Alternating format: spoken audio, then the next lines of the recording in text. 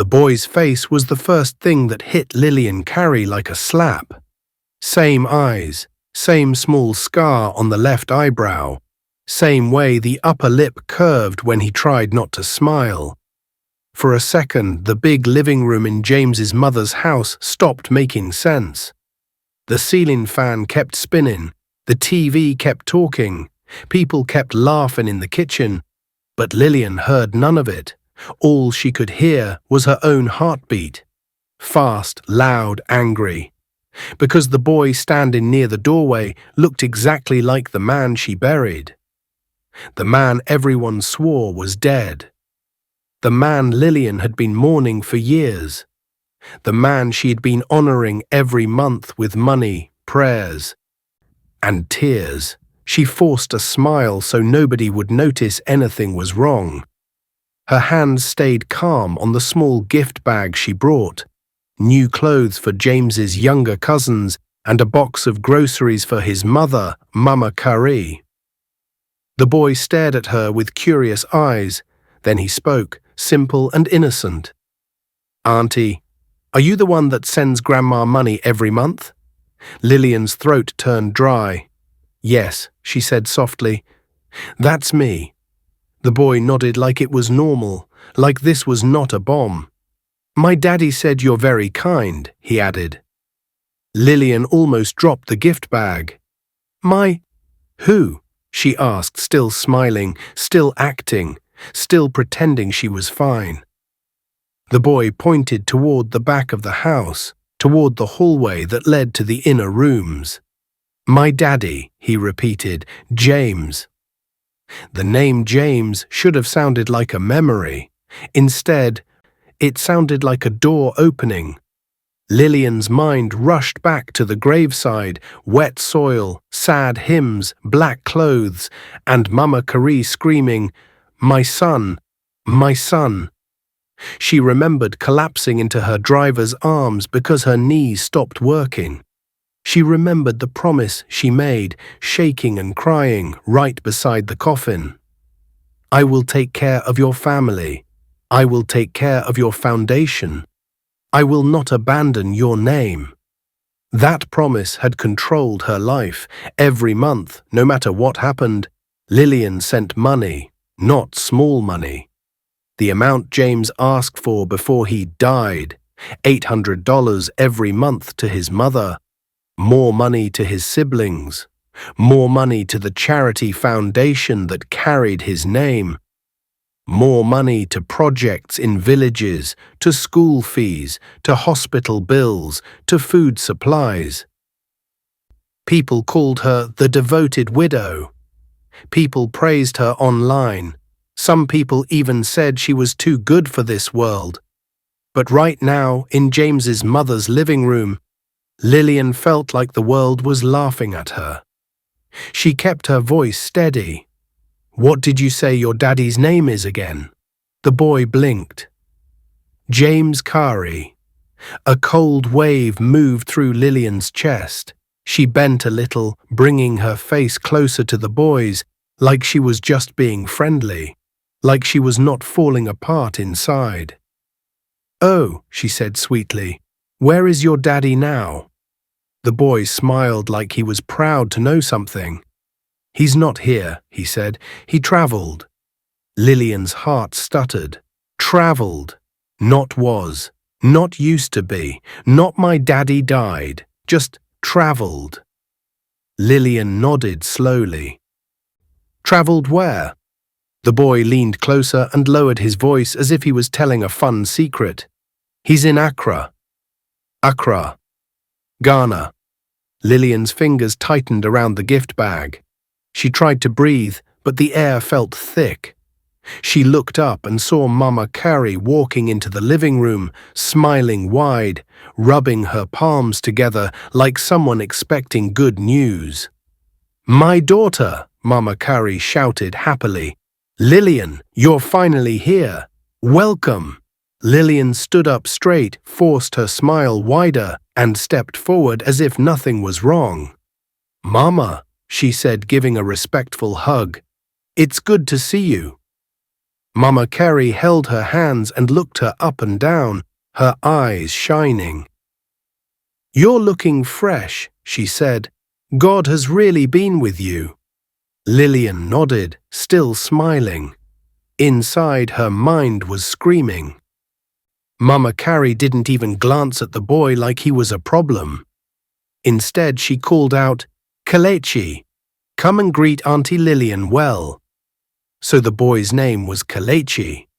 Lillian watched Mama Karee's face as she spoke, searching for a crack, a flinch, a nervous look. Nothing. Mama Karee's face was calm. Too calm. Like this boy was normal. Like this boy belonged here. Like there was nothing strange about a child who looked like the dead man everyone cried over. Lillian swallowed. She bent down and touched Kelechi's head gently. "Hi, Kelechi." "Hi, Auntie," he replied. Mama Karee laughed. "He likes you. He's always asking about you, always saying, 'When will Auntie Lillian come again?'" Lillian felt dizzy, because she understood something painful in that moment. This boy had heard her name many times, not just from Grandma, from someone else. Someone who spoke about her like she was a known person. Someone who had to be close enough to Kelechi to shape his thoughts. Someone like his father. Someone like James. Lillian straightened up slowly. "Mama," she said politely, "I brought some things for the house. Groceries, clothes, and also I came with the money." Mama Karee clapped her hands. "Ah, God will bless you. Since my son died, you are the only light we have." That sentence entered Lillian's ears like poison. Since my son died, Lillian wanted to grab Mama Karee by the shoulders and shout, "What do you mean died? Your son is in Accra." But she didn't. Not here, not now, not in front of everyone. Because rich or not, powerful or not, Lillian knew one thing. If people were truly hiding James, they would not panic unless she made them. And she could not make them panic until she had proof. So she played the role they knew. She nodded with sad eyes. "I miss him every day, Mama." Mama Karee squeezed her hands. "We all miss him. May his soul rest in peace." Lillian almost laughed, almost cried. Instead, she said softly, "Amen." Then she looked around. "Where are James's brothers and sisters? I want to greet everyone." Mama Karee's smile stayed strong, but her eyes moved too fast, just once. "They are around," Mama Karee said quickly. "They went out to get drinks. They will be back." Lillian nodded. Her eyes returned to Kelechi. Kelechi had walked back to the doorway. He was playing with a toy car now, pushing it on the floor. Lillian's brain kept repeating one question. Who is this boy? If James was truly dead, the boy would not look like him. If James was truly dead, the boy would not call him Daddy. If James was truly dead, the boy would not know where he traveled to. Lillian's phone vibrated in her handbag. She calmly pulled it out. A message from her assistant, Anita. "Ma, the foundation account statement just came in. Something looks strange. Should I bring it now?" Lillian's eyes froze on the screen.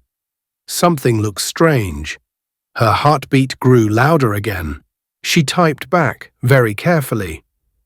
"Don't bring anything here. Email it. And don't call me. Act normal." She slipped the phone away. Then she turned to Mama Karee with a gentle smile. "Mama," she said, "I'm a bit tired from the trip. May I use the restroom?" Mama Karee pointed down the hallway. "Yes, yes. Go. The one by the inner room." Lillian nodded and walked slowly down the hallway. But she did not go to the restroom. She stopped where nobody could see her and leaned against the wall. Her chest felt tight. Her eyes burned. She covered her mouth with her hand so no sound would escape, because suddenly years of grief felt like a joke. Years of loyalty felt like a trap. And the scariest part was this. If James was alive, then every month she sent $800 to his mom. She might have been paying for her own betrayal. Lillian closed her eyes for 2 seconds, then opened them. No, she whispered to herself, not yet. Don't break, not yet. She stood up straight, fixed her face, and walked back to the living room like a woman who had no worries at all. But inside her mind, a plan was starting to form. A quiet plan. A dangerous plan. And as she returned, Kelechi looked up at her again and smiled. Then he said something that made Lillian's blood turn cold. Auntie, do you want to see a picture of my daddy? Lillian's smile stayed on her face, but her whole body went still. Because if that boy pulled out a phone, and the picture was James, then her life, her grief, her charity, and her entire marriage would explode right there in that living room. And Lillian knew one thing for sure. If the picture was real, she would not cry anymore, she would fight. Kelechi reached into his pocket to bring out the phone. Lillian leaned closer, acting calm, while her heart pounded like a drum. The screen lit up, and the image began to appear. The phone shook slightly in Kelechi's small hands as he unlocked the screen. Lillian felt the room grow quiet, even though people were still talking in the kitchen. It was like her ears stopped working. All her attention moved to that small glowing screen. She bent closer, pretending to smile, pretending to be interested like a normal visitor. Let me see, she said softly. Kelechi beamed. Daddy took this picture last month. Last month. The words hit her harder than the picture itself. The screen finally cleared. And there he was. James Karee, alive, smiling, wearing dark sunglasses and a white shirt, sitting in what looked like an airport lounge. His head was tilted the same way he always tilted it when he laughed.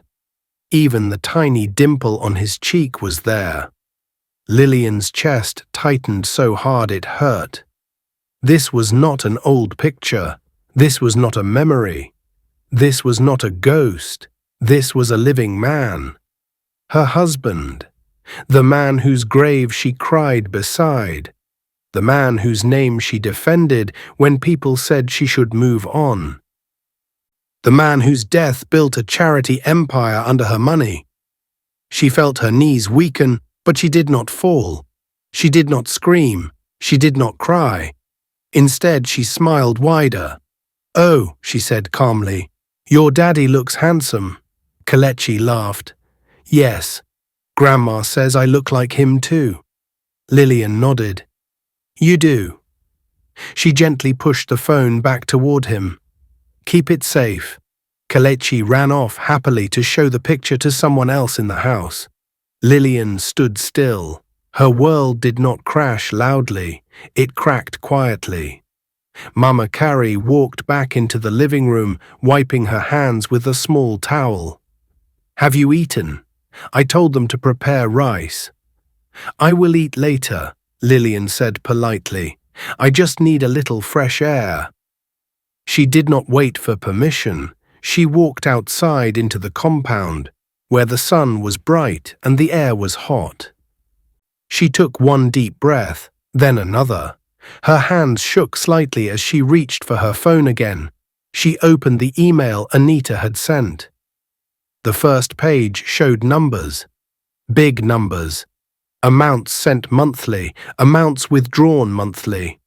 Her eyes moved fast, trained by years of business experience, and suddenly she saw it.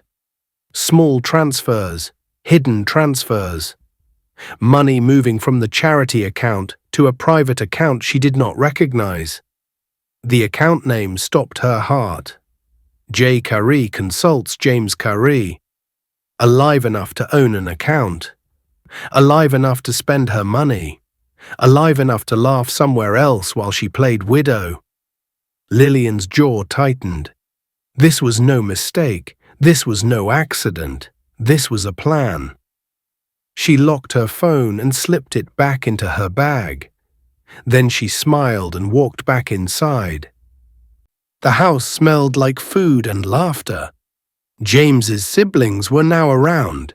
Anthony, his younger brother, and 2 sisters she had paid school fees for. They greeted her warmly. "Big sister Lillian, God bless you. You are too kind." She greeted them all back with soft words and calm eyes.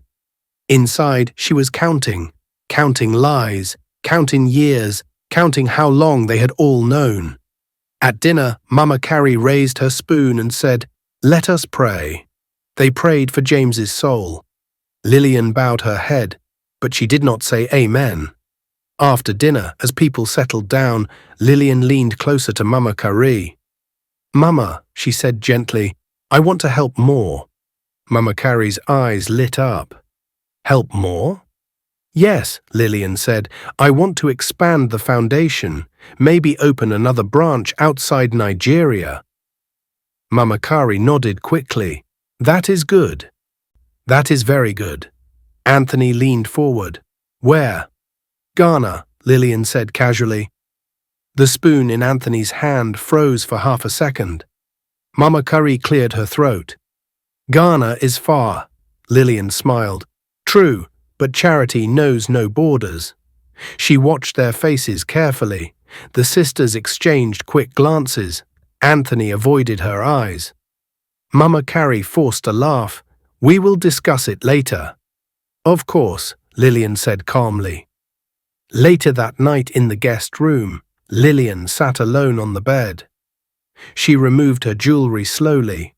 Her reflection in the mirror looked calm, but her eyes were sharp. She took out her laptop. She logged into accounts James never knew she still monitored. She followed the money trail. Each click revealed more truth.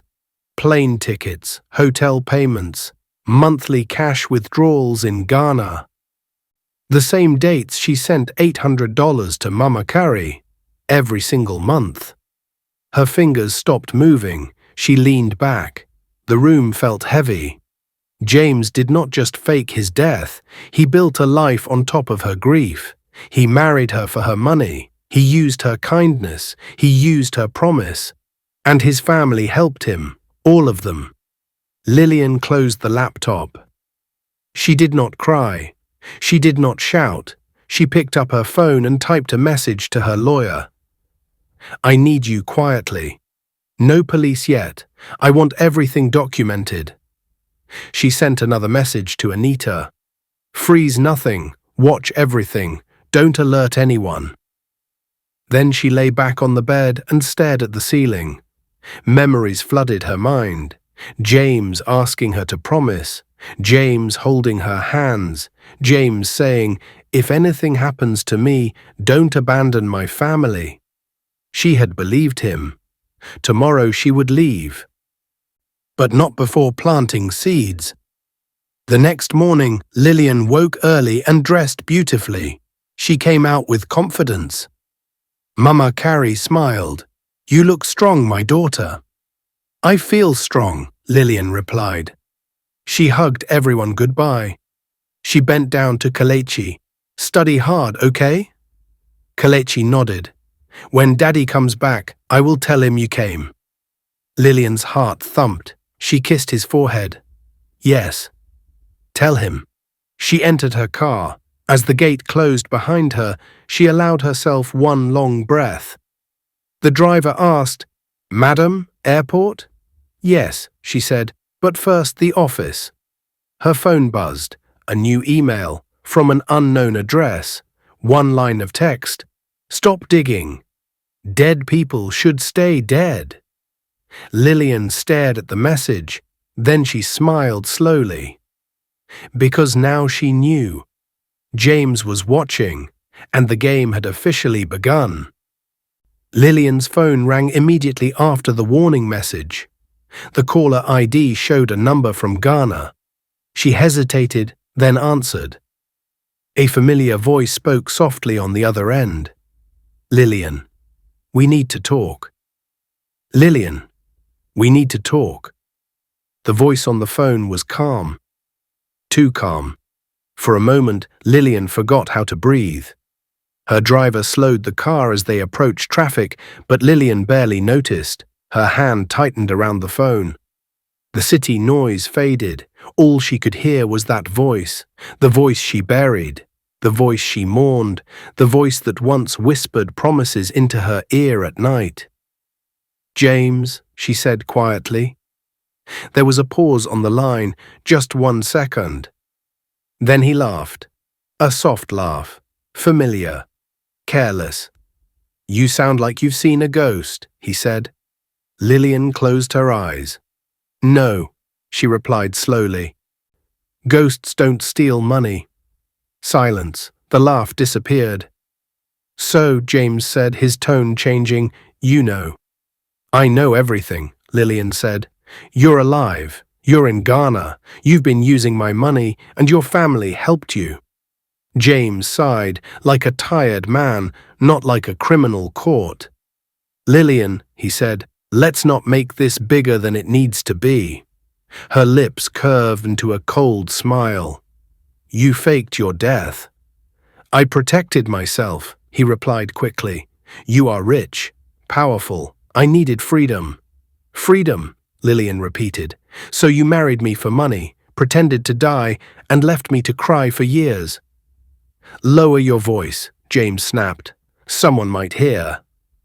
That was when Lillian knew. He was afraid. She leaned back in the car seat, her voice steady. "You called me. What do you want?" Another pause. "Stop investigating," James said. "Stop asking questions. Keep sending the money like you always have." Lillian laughed softly. "You want me to keep paying you to stay alive?" "You owe me," James said sharply. That word lit a fire in her chest. "I owe you?" she asked. "For lying? For stealing? For making me promise beside an empty grave?" "You loved me," he said, "and love comes with sacrifice." Lillian's smile disappeared. "Listen carefully, James," she said. "I loved a man who did not exist." James's voice dropped lower. "You're making a mistake." "Am I?" she asked. "Or are you scared?" The call ended, just like that. Lillian stared at the dark screen of her phone. Her driver glanced at her through the mirror. "Madam, are you okay?" She nodded. "Yes, drive." But she was not okay. Inside her bag, her phone buzzed again. A message from Anita. "Ma, someone tried to access the foundation account from Ghana. I blocked it." Lillian replied fast. "Good, lock everything, quietly." By the time she reached her office, her calm mask was back in place. She walked through the glass doors like a queen returning to her throne. Staff greeted her. Meetings paused. People stood straighter. No one knew her heart was burning. In her private office, her lawyer, Mr. Okoye, was already waiting. She placed a folder on the desk. Inside were printed bank records, flight logs, photos and screenshots. "James Karee is alive," she said. Mr. Okoye adjusted his glasses and studied the papers. His face hardened. "This is serious," he said, "very serious." "He called me," Lillian added. Mr. Okoye looked up sharply. "Threatened you?" "Indirectly," she said. "He wants me quiet." Mr. B. Okoye nodded slowly. "Then we move carefully." "No police yet," Lillian said firmly. "I want everything, every lie, every person involved." Mr. Okoye leaned forward. "You know this will hurt people." "They already hurt me," Lillian replied. That evening, Lillian attended a charity event. Cameras flashed, people praised her. A true widow with a golden heart. She smiled for photos, but she watched the crowd carefully. And then she saw her, James's first wife, Sunshine, standing near the back, dressed simply, watching her. Their eyes met. Sunshine froze. Then she turned and walked away. Lillian followed. Outside the hall, Sunshine stopped. "You shouldn't be here," Sunshine said quietly. Lillian crossed her arms. "Neither should you." Sunshine swallowed. "James said you wouldn't find out." Lillian felt a strange calm. "So you knew," she said. Sunshine nodded. "He said you were strong, that you would survive." Lillian stepped closer. "And what about the boy?" Sunshine's eyes filled with tears. "He wanted a better life." "So you all took mine," Lillian said. Sunshine shook her head. "James planned everything." "Did he plan prison too?" Lillian asked softly. Sunshine's face went pale. "You don't understand," Sunshine whispered. "James is dangerous." Lillian smiled slightly. "So am I." Sunshine stepped back. "If you expose him, he will destroy everything, the charity, the family, even your name." Lillian leaned closer. "I built my name, he hid behind it." Sunshine turned and ran. That night, Lillian returned home. She poured herself a glass of water and sat in the dark living room. Her phone buzzed again, a video message. She pressed play. James appeared on the screen. Behind him was a beach. Waves. Peace. "You were always smart," he said, "but don't forget, I know you. I know your weaknesses." The video cut. Another message followed. "If you touch my family or the foundation, the truth about you comes out too." Lillian stared at the message. Her chest rose slowly. She whispered, "What truth?" Her phone rang again. "Unknown number," she answered. A woman's voice spoke, shaking. "Madam Karee, I worked for your husband. I can prove everything, but they're watching me." Lillian stood up. "Where are you?" she asked. The woman whispered an address. Then the call dropped. Lillian grabbed her bag. Because now the game was no longer quiet. And someone was scared enough to talk. As Lillian rushed out of her house, her security alert sounded. A black car she didn't recognize was parked across the street. Its engine started the moment she stepped outside and began to follow her. The black car stayed behind Lillian like a shadow. At first, she told herself it was nothing. Lagos roads were busy. Cars followed cars all the time. But when she turned left, and the car turned left too, her chest tightened. She turned right. The car followed. She slowed down. The car slowed down. "Driver," Lillian said calmly, though her heart was racing, "don't panic. Just keep driving." "Yes, madam," the driver replied, his eyes fixed on the mirror. Lillian's phone buzzed again, a text from an unknown number. "We see you." Her fingers went cold. She did not reply. Instead, she opened her security app and shared her live location with Mr. Okoye and Anita. Then she sent one short message. "If anything happens, James Karee is responsible." The car behind them honked once. Not angry, not impatient, just a warning. Lillian straightened her back. She refused to be afraid. "Take the long route," she told the driver. "Go through the public roads, no shortcuts."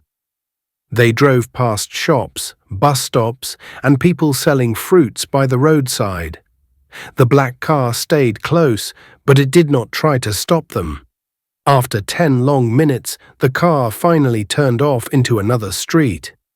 Lillian released a slow breath, but she knew one thing clearly now. James was not just watching. He was moving. When they reached a safe location, a busy hotel lobby, Lillian told the driver to wait and stepped inside. She sat down, ordered water, and opened her phone. A new message had arrived from the woman who called earlier. "Madam, they know I talked to you. Please hurry." An address followed. Lillian read it twice. Then she stood up. "I'm going," she said to herself. But this time she would not go alone. She called Mr. Okoye. "Send 2 private security men," she said, "quiet ones. Meet me at this address." "Lillian," he warned, "this is risky." "So was marrying a lie," she replied and ended the call. The house was small and old, tucked behind a row of quiet buildings. The paint was peeling. The gate was half broken. Lillian's heart beat hard as she stepped inside.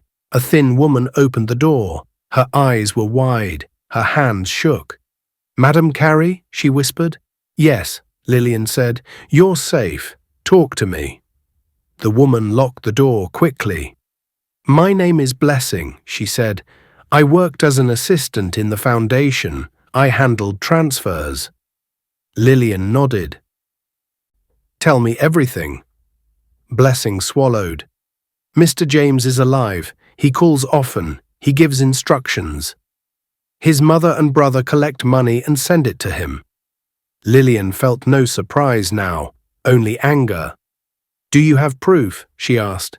Blessing nodded fast. "Emails, voice notes, screenshots, even videos." She pulled out a small phone and handed it to Lillian. Lillian pressed play. James's voice filled the room. "Move the money today. Same account. If she asks questions, delay her." Another message followed. "You people must act like poor villagers. Cry if you must." Lillian's jaw tightened. "So this was a show," she said quietly. Blessing nodded, tears falling. "When I wanted to stop, they threatened me." "Who?" Lillian asked. "James," Blessing said, "and his brother. They said if I talk, something bad will happen to me." A knock hit the door suddenly, hard. Both women froze. Another knock, louder. "Open up," a man's voice shouted.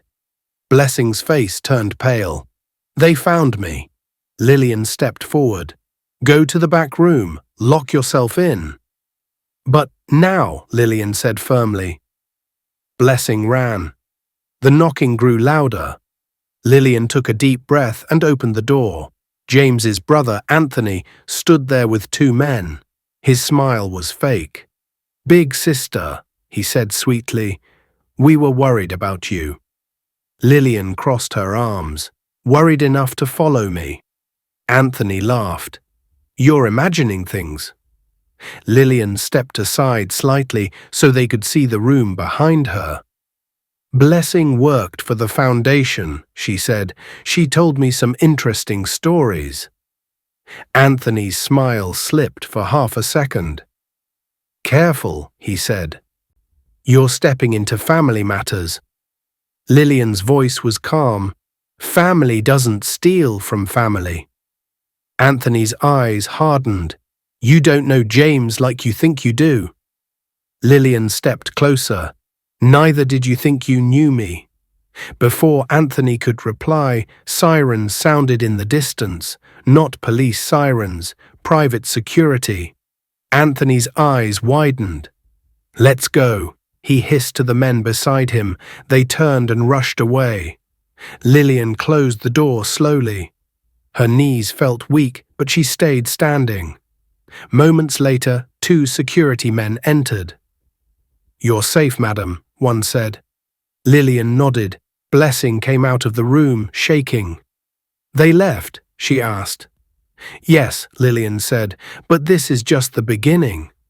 She looked at the evidence on the phone, at the lies, at the voices, at the truth. That night, Lillian sat alone in her office again. She spread everything out on the desk.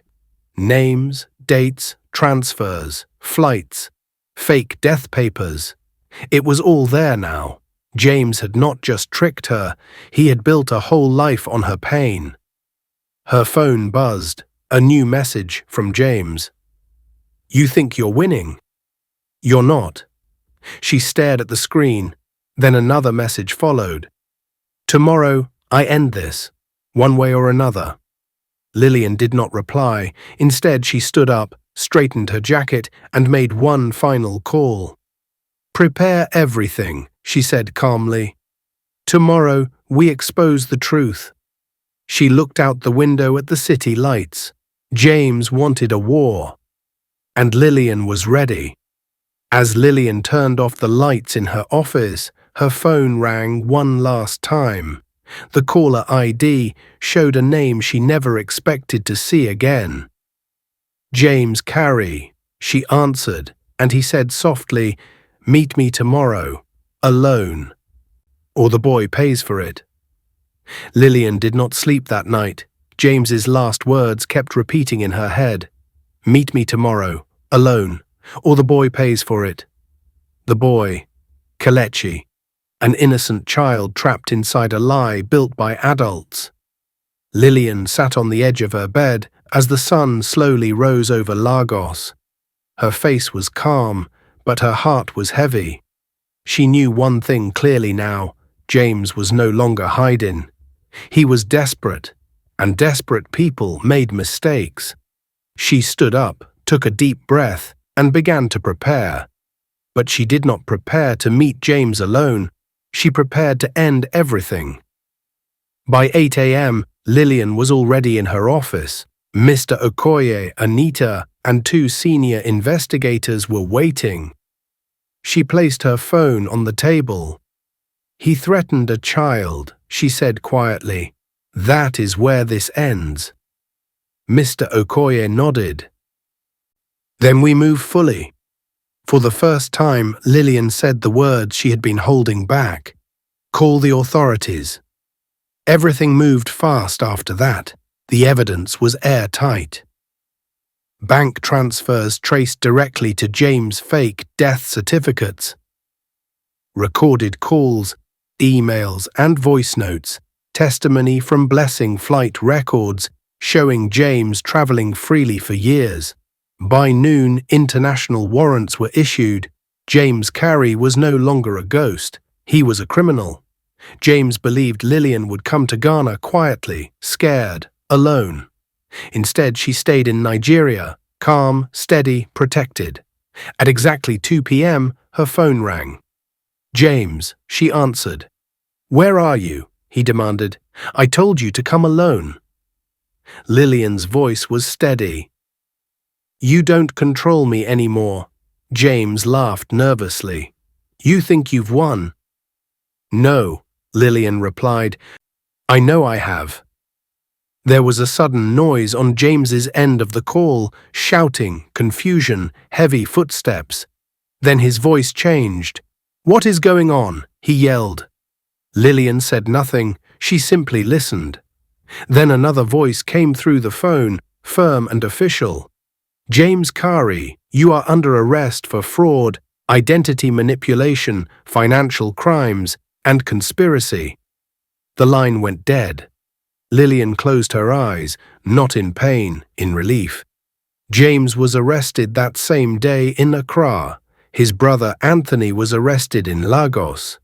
Mama Karee and 2 other relatives were taken in for questioning. They had known all along. They had collected money. They had acted. The fake charity was shut down. Every stolen dollar was traced.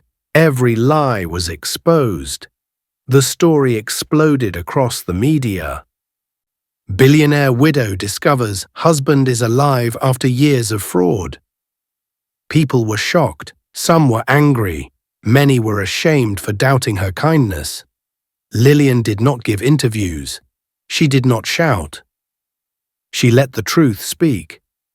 Weeks later, Lillian asked to see Kelechi. Not as a wife, not as a victim, but as a human being. She sat across from Sunshine, the boy's mother, in a quiet room. Kelechi was playing nearby. I won't punish a child for his father's sins, Lillian said gently.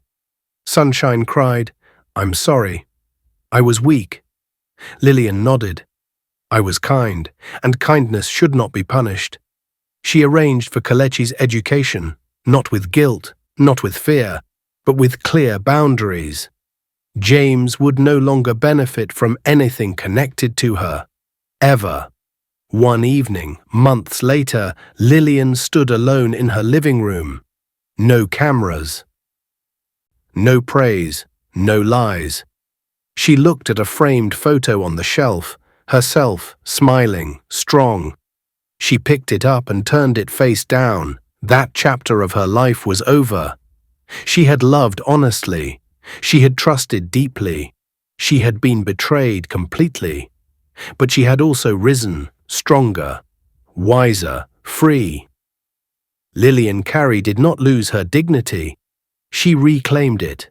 And for the first time in years, she slept peacefully, knowing that the dead had finally been laid to rest. Not in a grave, but in the truth. If you loved this story, kindly subscribe to this channel right now. Hit that like button. And in the comments, tell us what lesson did you learn from this story. Turn on notifications so you never miss our stories. Share this video with your friends and family. Thank you for watching and see you in the next interesting story, bestie.